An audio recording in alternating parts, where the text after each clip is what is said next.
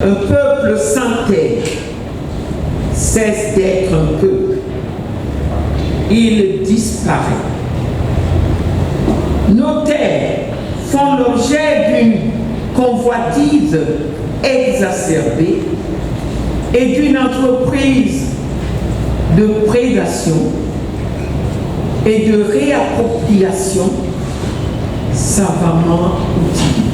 C'est avec ces paroles fortes de sens du docteur Honoré Épée que s'est ouvert sous l'égide de plusieurs associations Sawa avec en tête de file celle des chefs traditionnels du Vouri, un atelier sur l'épineux problème du foncier en pays Sawa avec pour toile de fond une problématique centrale, à savoir mobiliser et agir pour la préservation et la valorisation du foncier Sawa. Cette table ronde qui s'est étendue sur 2 jours forte opportune de par l'ensemble des questionnements, des personnes ressources mobilisées et la qualité de la documentation présentée a donné d'entrée de jeu le ton et la pertinence de cet atelier premier du genre. Honorable Maryse Doualabel nous rappelle ici de manière succincte quels en étaient les principaux enjeux. Nous sommes un peuple. Un peuple a besoin d'un territoire, d'une terre. Un peuple sans terre n'est pas un peuple. Il ne peut pas se développer de manière performante et cohérente et être en parfaite symbiose avec les ancêtres. Ce rassemblement de ce jour vise donc à susciter chez chacun des participants de renforcer notre combat commun. Nous devons absolument préserver dans le foncier qui est le nôtre ce qui est encore possible de préserver. Et nous devons également le valoriser.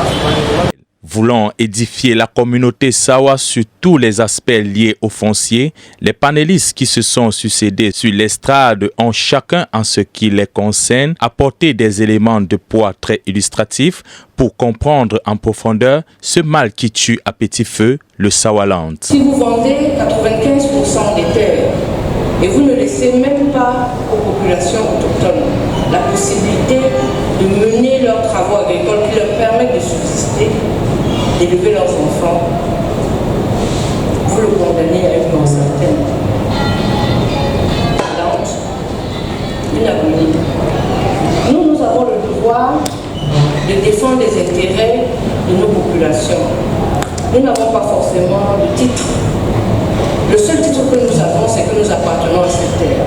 Tous les aspects du sujet ont été évoqués avec délicatesse. Des fondements hystérico-anthropologiques du foncier Sawa et son évolution en passant par l'analyse des faiblesses et insuffisances de la législation en la matière, puis des stratégies de préservation et de valorisation du foncier Sawa pour finir sur les leviers économiques du sol. Tout y est passé au scanner de la fine fleur de l'élite Sawa participant à l'atelier. Our region, not just in Meme, but Fako in the Anglophone territories, and show that the Sawa, the biggest Sawa region, is experiencing actually very similar problems. The issues are the same when it comes to the managing of land assets. And my expose was, of course, to talk about the situation in Meme, in Kumba in particular, but also to show that our problems are the same, very similar, and that we can do something about it by actually not just complaining about the past, but doing something about the present for the future. And I think this was very much appreciated by the Douala, the Sawa chiefs here present, and people felt, I've been spoken to just now as I was going out, and people felt that my exposé.